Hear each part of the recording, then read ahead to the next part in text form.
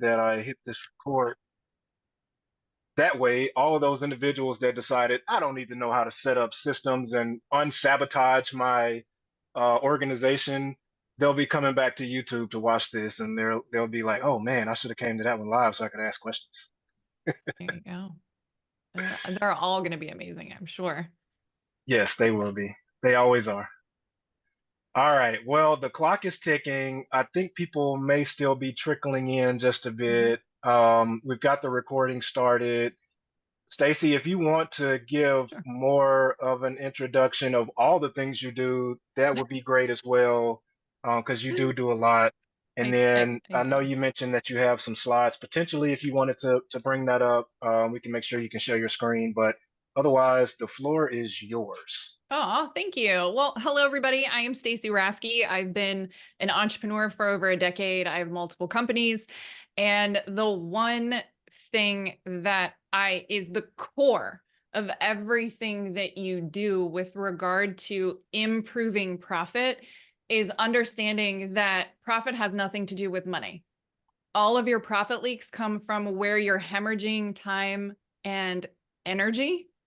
And that's why systems are so important. And most people complicate systems thinking I need to have some sort of specific tech, but systems can be as simple as an AM, PM routine tracker, because you've got to lead yourself as much as you've got to lead your business. And so systems are anything where you're removing having to remember use bandwidth to remember how to do something and maintain the accountability. And if anybody has ever struggled delegating, anybody ever struggled delegating ever? The challenge with delegating is it's higher up in the leverage hierarchy, a much lower step. And what needs to happen first is actually automating. And if you don't have process, if you don't have a system in order, you'll never be able to effectively delegate, because true delegation is actually assigning ownership of the outcome to somebody else. But if you've never removed yourself from the process, how can anybody else take ownership of it? So having systems to create leverage, the sooner the better, because you remove yourself from being the bottleneck. But most people are building the plane while they're flying it. So things get piecemealed together and end up being what I call Franken systems. You've got 5 or 10 pieces of software, it turns into a profit leak because you're paying for stuff you're not using. At the end of the day, nothing's actually communicating and working properly if you do have software, or you're running your entire business off your cell phone and your email. So either extreme. So when it comes to systems, what comes to mind for you guys, for your businesses respectively? Some flavor of go high level CRM or CRM in general. Okay, CRM is definitely one system. Operation. Bookkeeping. Bookkeeping, operations, those are good.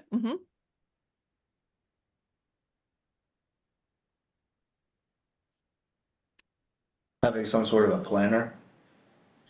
Okay. Like, do you mean having structure to your schedule Correct. or like a calendar booking system?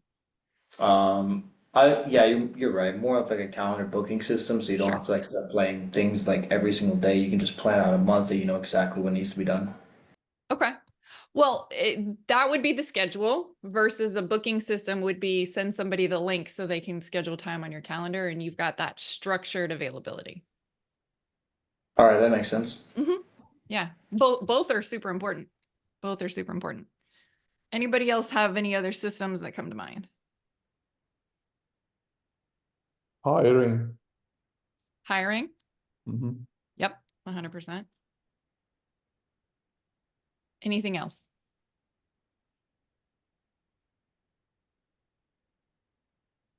What about moving projects forward? What about project management? Yep.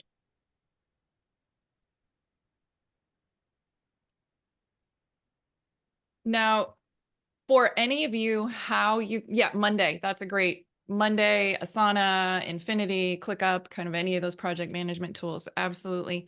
So do any of you, with how you've structured your businesses, do you require a lot of marketing at all to the general public in terms of like social media or anything like that? Or is it more strategic networking? Both. Okay. Both. Okay. I agree, definitely both. Okay. Yeah, I'd say both.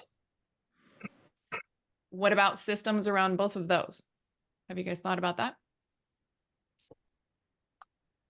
My wife actually takes care of all my social media for me, so I delegated to that. Nice. Even the organic networking, you can have systems around organic networking. I mean, how many times have you gone to a networking event, you get all the business cards or all the contacts and you forget to follow up? Every time. Right. Or Somebody you gets just, dropped off the list. yeah, or you just do like one outreach, but it's a potential, really great strategic opportunity when you're thinking about, REI or just relationship in general, right? The value of the network.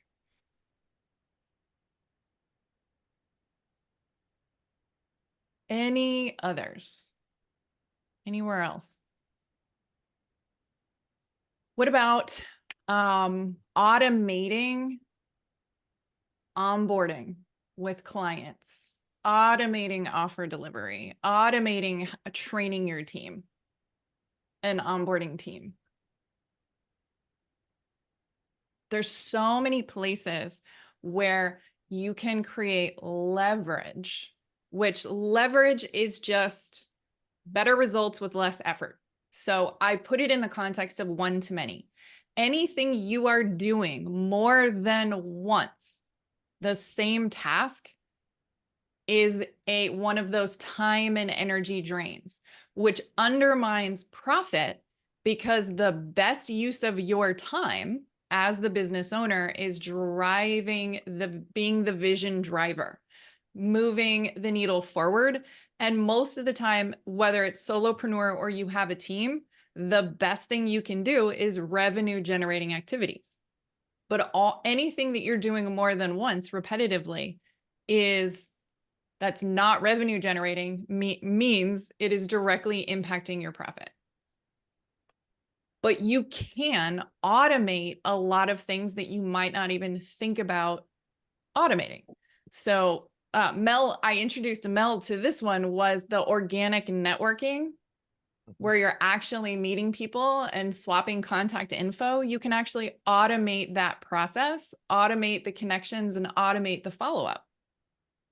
And it's doing that has turned a 92% conversion rate to getting people that I meet in an event onto a call, just not a sales call, not a whatever, but just to nurture the relationship outside of the initial meeting. Because that's important to me. Relationship drives business. Anything with training, right?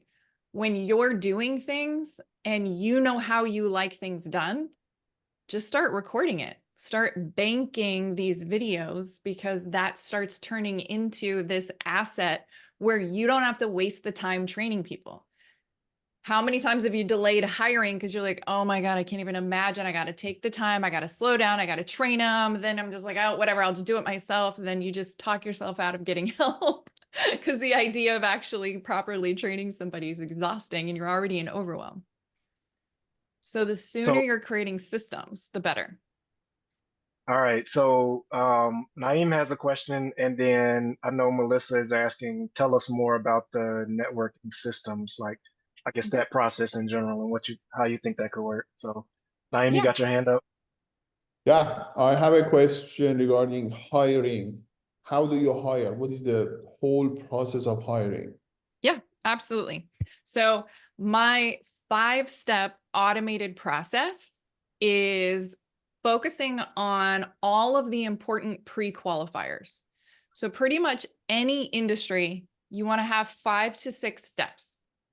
And the initial step is you have your funnel, your landing page, your form where they submit their application. The catch is you have a non-required question that is asking them to submit a 1-minute video explaining why they're a good fit and then answering a little question. Like, what is the best, nonfiction book, what's your favorite nonfiction book or something like that, like something really random.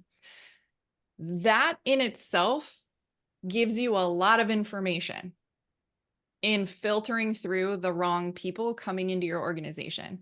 And you've got to keep in mind, like every aspect of the hiring funnel, you're priming them to your organizational culture and community, right? The values, all of those things that are important. If they don't submit the video, that tells you they avoid discomfort. They don't follow directions. If they don't answer the question in said video, again, attention to detail is lost. That tells you a lot that just sorts people that don't even make it to the next level, right? So you've got to think about those basic layers of getting rid of the wrong people, and where are those questions that help support the values that are important to you, around work ethic, around growth, doing something outside their comfort zone. And then as they go through, you submit the video, then you can send them the link. If they get past that first step, then you can send them a link to personality assessments or those strengths finders or any of those things, which we kind of automated that as well. Then there's just a quick conversation, just kind of check, all right, are they weird, whatever. And then you move them through into like a test project. So there's multiple steps before they ever get to an actual interview. So it gets rid of, just like your sales pre-qualification, you're doing the exact same process of filtering people through and pre-qualifying them before they get your time. Does that help? It does. So basically, your website, right? You have a form in your website. You're just waiting for people to send you application, send you their form, and then after done, you just automate the next step. If they go all the way through to the end and you like everything, you set up an interview. Is that right? Yeah, they've got to make it through the other steps before they get to the interview. So, step 5 is the interview. And if you have somebody on the team that's doing the interviews, because the team's larger, step 6 would be the interview with the CEO. But I don't have the link on my website. I'm not putting this out to the public. Like, that's the other thing, is we're not just out spray and pray. Everything is sniper target.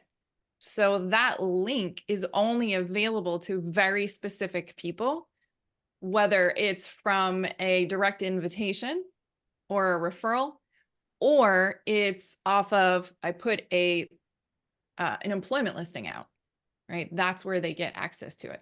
You can have it on your site. Like if you're at that volume where your brand is big enough that people are coming to you and they want to be a part of your culture, then you can have that, hey, we're hiring page and list all of those positions. But if you're not at that level, if your organization's smaller, there's no reason to have it there. Okay. Now, the organic networking. So what I did with the organic networking was like, okay, here's the problem, is always looking at, here's the problem is the follow-up and the continuity. And so the end goal is I wanted to have more relationship building and more regular communication with people that I'm meeting. Plus, I wanted to make sure everybody was getting into my CRM. So what I did is I have the QR code on my phone. I used to use a third-party app, right? People use Popple and Hi Hello and all of those things, and that's great, but you don't always capture the leads. So what we did is the QR code goes to my networking funnel that I made, and people can basically, it's like, hey, let's share info, and they can get my contact card. That way they put in their information to get it texted to them. So they text them the contact card, and then 5 minutes later is a text with a link to book a call, book the virtual coffee. And then the automation keeps nudging for 2 more weeks if they haven't booked that call. Then eventually it'll create a task for me to manually reach out. It's super simple. It's just solving the problem of the follow-up. It's just automating the follow-up. But it works great. I mean, a couple of weeks after, there's still virtual coffees trickling in and demo calls getting booked and, you know, consulting conversations and speaking opportunities. So it's definitely helpful. The most important thing is making sure you're able to capture their information into whatever system you're using. And you can use forms, because I think like Monday, Infinity, ClickUp, a lot of those project management softwares, if that's kind of the CRM you're using, you can use forms in there. Yeah, I know one of the big challenges when you go to an event, like let's say for those of you that went to Peak back in March, right? You're meeting 50, 100 people. And what I used to try to do was save a contact, add a note in that contact field, like manually, or even if I took a picture of their, I use Blink, take a picture of their Blink card that would say where I met them, but then type a couple of notes of, oh, they do investing in North Carolina, right? It's still on me to go back through that whole list of people and say, okay, let me follow up with this person, let me follow up with that person. But to have those automated follow-ups that look like you, so it looks like Mel is emailing Stacy to say, hey, it was so great to meet you. Let's book a call so that we can learn more about each other. It's a game changer, right? I mean, I don't know any other way to put it. Matt, I see you got your hand up. Yeah, I kind of had a follow up to that. Like, what are you setting those systems up through? But you say you have a QR code on your phone. What is there a specific CRM program that you're using that's set up through, or like Mel was just talking about the Blink app, which a lot of people have brought that up to me as well, and it's kind of a pain when you scan that to try and actually get that added to your list, but then there's no automated system that's going to start spitting out text messages to these people. Yeah, exactly. So we're one of my companies is a high level based agency. So, you know, similar to Mel. And then what we've done is we've basically solved every problem that the system already has. So like high level is amazing. It's an all-in-one, it's robust, but it gets you about 95% of the way there. So they don't have integrated project management. So we included project management software. Their social media that's integrated is okay if you're passively growing on social media, but we ended up adding in software to allow us to post on 10 different platforms, do competitor analysis, and have the analytics because, you know, data drives everything. And then we ended up doing the AI content engine as well, because too many people, including myself, it's like, yes, I'm great at creating content when I give myself the time and space for it. I don't love it. So basically having a AI engine that's based on a story brand style of creating content, I can churn out easily emails, sequences, video scripts, social media copy, like whatever it is that I want, ads, it doesn't matter. It does that for me because it's like, where are those resistance points for me and for our clients? So it's just having software to support the big vision. But the key thing is do not automate your zone of genius.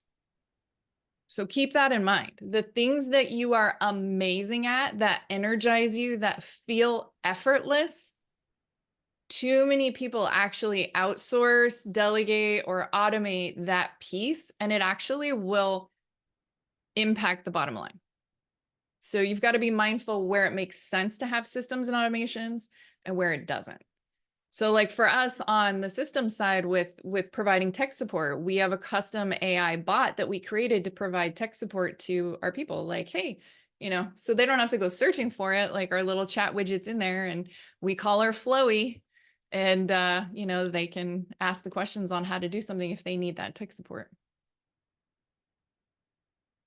Because if you're awesome at sales, you don't want to outsource sales. You know what I mean? You might outsource the initial setting of the appointments or automate that with the bot. But if you're great at that, don't automate it, you know. How do you Stacy, automate sales? sorry. How do you automate sales if you are not good at it? So the way that you would shift sales would be you can have the AI chatbots completely custom programmed and doing a lot of the pre-qualifying with sales, or that's where people outsource sales and have a sales team. So you automate, delegate, or both. Got it. So Thank you. Stacy, I was actually gonna ask, so our zone of genius, you're saying don't outsource or automate that, but what are your thoughts on multiplying our zones of genius where we do create automation or use AI to sort of duplicate ourselves so that what we're really great at, we train some other tool to do it just as great, if that's even possible, so that we kind of expand the capabilities? Is that a thing? Uh, yes and no. I mean, Okay. you can definitely train your bots and things to do a lot of that pre-qualifying. I know you're doing that with like the Zappy chat and stuff like that, but at the end of the day, there's still that human piece. If the human piece is something that's really a genius thing for you in terms of how you solve problems or are able to see things other people can't, it's hard to replace that. And it's much wiser when you're building out your team to strategically hire people that complement your genius because their genius is different, at least initially. Eventually, when you're starting to scale, that's when you start adding more team that do have your genius zone. But when you're first in that growth phase, you want to have people who have different zones of genius and different perspectives because it helps you see more of the problem and more of the solution. But too many people surround themselves with more of themselves, and it ends up being why they fail. Mm. Diversity in thought. I like that.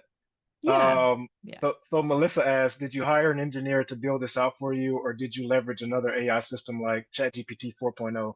I responded back, and sorry, Stacy, if I'm saying the wrong thing, but I said Stacy is the engineer, at least for some of the projects I'm working on. But you Well, can course correct my statement. sort of, yeah. It's kind of a little bit. So it's I score high, like in terms of rocket fuel, I score high both on visionary and integrator. Inside my own businesses, I'm the visionary, my husband's the integrator. So his engineering background, he loves building out some of these systems within the agency.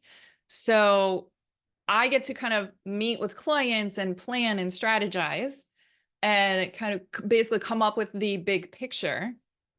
I'm always looking at what's the end goal and how do I work backwards to solve the problem. And then I give it to my husband and he actually does the legwork. So I do the first 10% and the last 10% of the project. He does the heavy lifting of the 80 in the middle.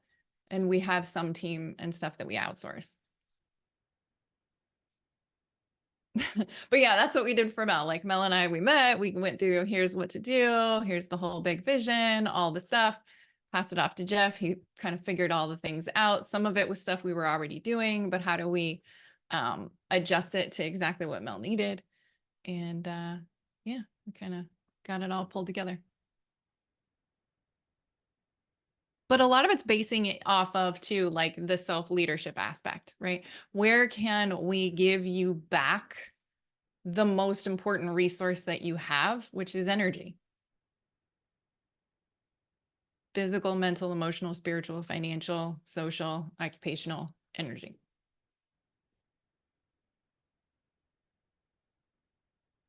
How big is your team? So full time, it is just my husband and I, just the two of us full time. We've actually been able to reduce the size of our team.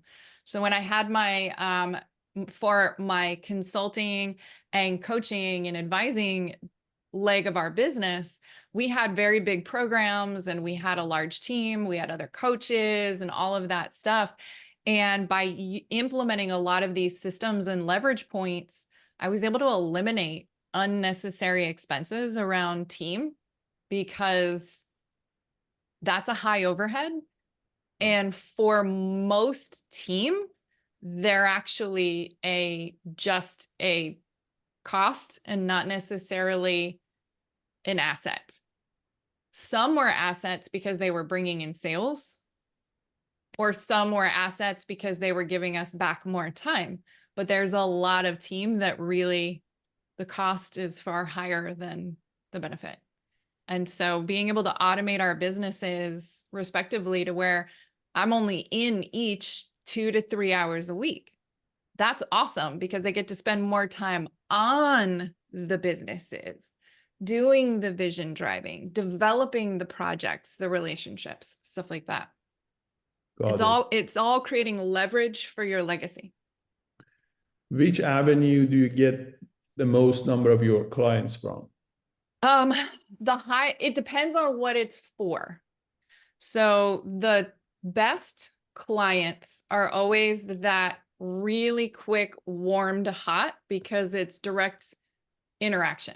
So whether it's a speaking on a stage, I mean, I just sent out an email, I think it was Tuesday, and somebody who'd seen me speak immediately reached out and was like, hey, can you speak at our upcoming event in September? So I was like, oh, okay, cool, right? But because we had that rapport, they saw me speak in person. So any of those opportunities with networking, virtual networking, in-person networking, lots of events I've been attending around the greater Tampa area, that's the best. Even flying to attend events, like some of my top tier consulting clients and marketing and system strategy people, I met them in Salt Lake, but they're from Indianapolis, but they're just doing really big things. So those are fun. So, I mean, in-person networking is the best. And then referrals. So, I've never been a fan of just running ads, but I've had some of the best people in my ecosystem come from, doing a challenge or a workshop or, a live event or a masterclass. So Got it. a good mix. You don't want to rely on just one lead generation source. And oh, sorry, go ahead. I was going to say, and don't rent your audience. Don't only rely on social media because that's a rented audience. Build your list, build your email list, have some type of CRM of some kind. So 2 comments I wanted to make, going back to the team size. Stacy, when you mentioned you've been able to reduce your staff because of the systems and tools that you have in place, that reminds me of there's a really big single family investor, Thatch Yoon, I think is his last name, really big on Instagram. He's the Asian guy that he talks really fast and but anyway, y'all just look him up. But he was doing an interview a couple weeks ago, and he got asked that same question. He's like, "It's just me." I think he said his wife and like a couple other family members, and they own like hundreds of properties, but they have a small team because 90% of the things they do are automated and systematized, where they can pretty much eliminate the overhead. So just wanted to highlight that point about being able to put those systems in place. It is a Go ahead. game changer, and it allows you to really build and scale strategically and actually quickly, because the sooner you start that foundation, the easier it is to continue leverage and the growth and the scale and the expansion, because you're no longer trading time for money. We become entrepreneurs because we don't want to trade time for money. So why are you still managing your time? Exactly. Yep. And Anne Marie asked a question about costs and monthly fees, etc. I was just going to say, in general, I think everything related to cost, at least for the tools that you're talking about, it depends on what people want. And I know that you help people kind of get customized solutions. So I would just recommend that, Stacy, if you can put your contact info in the chat so we'll all have it, that individuals reach out to you directly. I know you've probably got a link or something that people can jump on your calendar well, I know for sure you have a link that people can jump on your calendar. We're Well, talking about if you systems here, right? right. Yeah. But if you go to stacyraske.com, it's basically that setup of all of the different lanes that we serve. And every one of those links will give you an opportunity to book some time on my calendar to just have that conversation about what makes sense for you, whether it's software, whether it's custom builds, whether it's brand, business, marketing strategy, consulting, advising. You know, I do this on the government contracting side, is a lot of the leadership development, the process advising, consulting on that side. And I think it's an important piece to reframe for yourself is nothing's a cost. Everything's an investment. Mhm. Everything's an investment. And it helps shift even when we are in sabotage behavior. When we take a step back and give yourself that 30,000-foot view to say, okay, I'm investing in self-soothing my discomfort right now by avoiding that uncomfortable activity.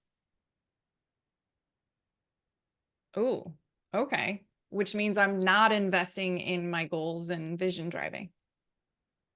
Everything's an investment. And it helps you to eliminate things that are not serving you when you're looking at it in the sense of every investment should give me a return on investment. It's why we're in real estate, right? You want a return on investment. If your return on investment is time and energy, it's absolutely worth it because your time is the best ROI when you're investing it in the right activities. That mindset shift is very powerful. Thinking about spending money on uh, things, tools, courses, whatever, as an investment as opposed to a cost. Quick sidebar: I submitted an application yesterday for a Fast Company award for one of the other services that I'm working on in the health and wellness space, which is my first passion, before real estate. And there was an application fee for this award, and I thought this is an investment because Fast Company is a globally recognized company. To even just submit work to them can lead to so many other things. And so, as opposed to me looking at it and saying, this is a cost to submit this award application versus I'm investing in the visibility that is going to be created by submitting this, it's a completely different mindset shift. And so we have to do the same thing in our own respective businesses. Look at it as we're making an investment on, bolstering our productivity, getting our networking out there, whatever, with a potential return of, you know, more people in our network, more deals, whatever the case may be. Just as a frame of reference, most of your high-level based agencies will be anywhere from $97 a month to $1,500 a month, depending on what is being included software-wise, what they're doing for you versus it being all DIY, that kind of setup. So everybody's a little bit different. The way we've structured ours is just different and unique as far as what is included systems wise than say what Mel will be creating with his agency. He'll have things that are very unique and custom to how he wants to share and do business. Some of the other agencies I know, everybody's different. And so that's nice because it gives you the flexibility to look for what are the gaps that you want to close so you can stay in your genius. So if it's around something like automating the content creation, having access to something like that is super helpful. But if that's not the gap, right, it's finding somebody who's automated other things or included other things in the software. So that's kind of the stepping into that space of the apples for apples comparisons between different agencies and service providers. And then some providers, they just give you software versus people like us who we partner with our clients and it's saying, hey, if you need us to build the Lamborghini and hand you the keys because you just want to like drive away, we can do that for you, and really help elevate the brand and the presence in that capacity. So All right, so we've got about 8 minutes before we'll get pulled back into the main room. So any final questions, parting thoughts? Let's get those out now. So Mel, you do something kind of similar then? Is that what I'm gathering from what Stacy was Ye- saying, or you're starting something? Yeah, starting something. So, I guess just full transparency, I partnered up with Stacy to build my own agency that I plan to share with others, but it's in the private lending space. So, at the introduction, I didn't say everything that I've got going on because it's a lot, but for the relevancy of this conversation, I am a multifamily investor. I've got about 3 deals, and I'll do a shameless plug later. I've got about 3 deals under contract down in Texas that we're working our way through. But I also do private money lending for mostly for single family investors. And on that private lending piece, it's a conglomeration of borrowers and lenders and trying to figure out how to match them up because I am personally not a bank. I have my own money out in the field working for me, but I also like to connect up other lenders that are willing to lend against deals. And so just having that flow, making sure I've got good borrowers, making sure I know which lenders to match them up with. That requires a lot of automation. Otherwise, my bottleneck is me because I'm the one trying to funnel that stuff out there. And there are a lot of other people out there like me that are private money lenders and private money lender brokers. So I'm actually working on a CRM outfitted just for me and others that are in that industry, where they can basically just plug in their information, begin to pull in those leads, automate that, reach out and follow up. Also on the lender side, the partners that they may have, automate pulling in that network and matching up borrowers with them. So I have something similar, but it's not quite the same as what Stacy has. Although Stacy helped me build it, it's not quite the same as what most people that are strictly multifamily would have. Nice. And Nice. it's having something structured to just support how you choose to do business, right? You can easily create client portals if you're thinking in the sense of multifamily and you completely own it or it's syndicated. You can automate creating basically a renter portal where they can just pay rent, make life easy, right? Yep. Think about how many simple things would be saved in terms of calling somebody to come out and service the property. If you just had a members portal where it's like, hey, if this is the problem, say, so for example, living in Florida, the air conditioners have that drain from the inside to the outside. And anytime that gets backed up, there's a little float in there that shuts the whole system down and everybody calls, oh my God, emergency, I have no It's AC. hot.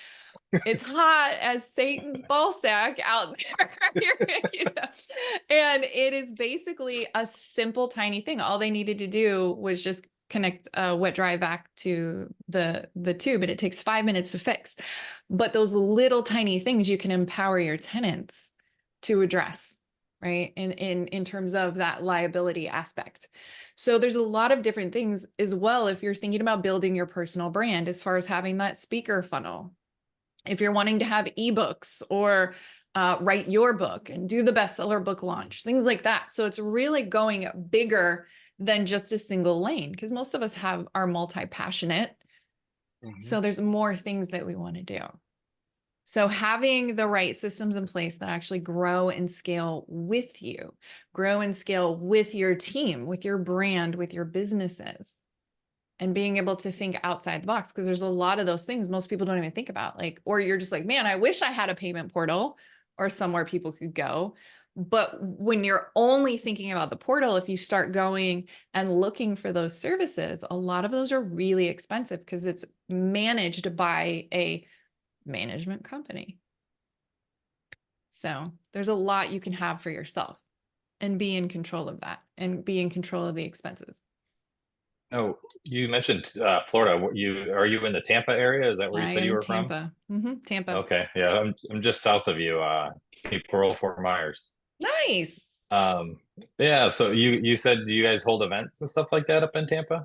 Yeah, Is yeah. that what I heard you say We earlier? have done events. Yes, we've done some big events in the past, like multi-day events, and our speakers, and we're very experiential and very tactical. Like I'm not motivational speakers and the rah rah and all of that has its place and its role. However, going day to day and moving forward on your goals, you're not in that energy or that space. So being in the state at which you're actually driving, you're forward and working on things is much better. So I like people having instant results and breakthroughs and tools that they can take with them. So a little bit different. But I'm sure you guys have probably done a lot of different events like that. I don't like the rah rah only.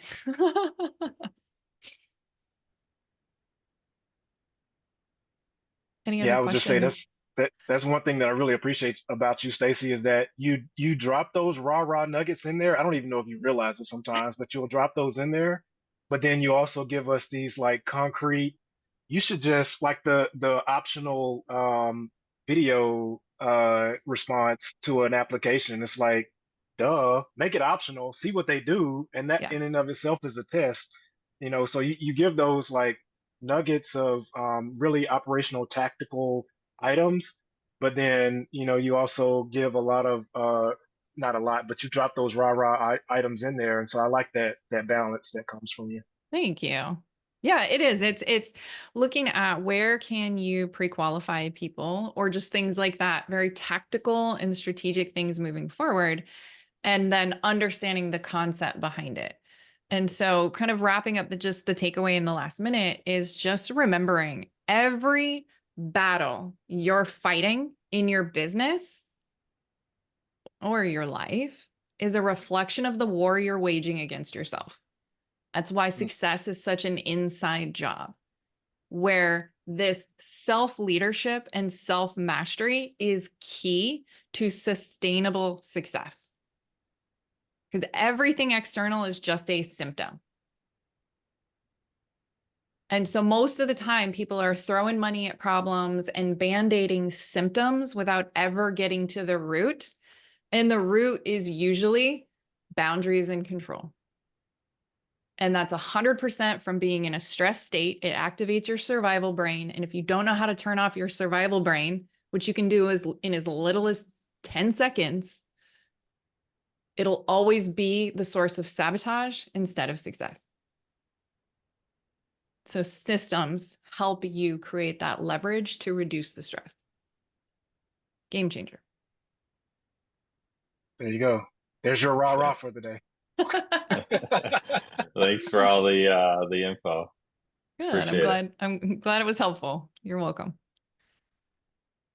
All right, so we are gonna head back to the main room here in just a minute, looks like. Yep, 60 seconds. So see y'all on the other side.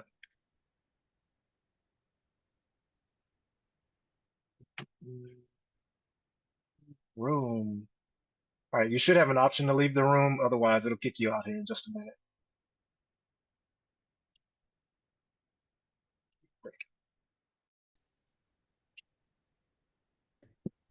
Hey, we got the speakers that I did not get to hear from. I know. I'm gonna have to go watch your YouTube videos, both of you. Now, where are you Well, located? say it again. Where are you located? I'm in the Chicago suburbs. Yep. Where are you again? So I'm in Massachusetts, in Plymouth, That's Mass. I thought it was somewhere in the Northeast. I couldn't remember exactly where. Very good. Yeah. Okay. I'm in Kim, where are Atlanta. you? Atlanta. Yeah. Very good. I love Atlanta. I was there earlier this year for a private lender mastermind for a couple of days. I've Yeah. got friends and family in Atlanta too. Yeah. So I've been here for 3 years. I love it. I where did you do. come from before you went to Atlanta? A lot of places, but from California. Got it. Got it. Yeah. So if I say California, then people are like, "Oh, well, you're from California." And you're like, "Nah, not really. I'm really a I Jersey get it. girl. If anything, Jersey is where I spent most of my life. But I went out to California for a hot minute and then came here." Yep. Understood. I was the Yeah. same way.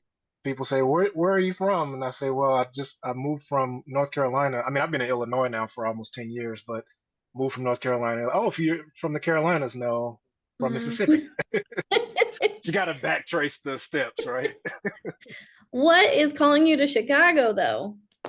Um, oh man, it's a long story. Do we have enough time? So actually, I used to work for the University of Illinois, which is Central Illinois in Champaign. And then just after the pandemic, when people started working more remotely, I moved my family and I up to the Chicago suburbs and commuted down to Champaign like a couple times a month, maybe. But everything else was fully remote. And I have no intentions of leaving this area because I mean, Chicago, I love it. We go to the city when we want to, and the suburbs have everything we need. We were just in the Schaumburg area yesterday, which is where Woodfield Mall is, which is like one of the biggest malls up here.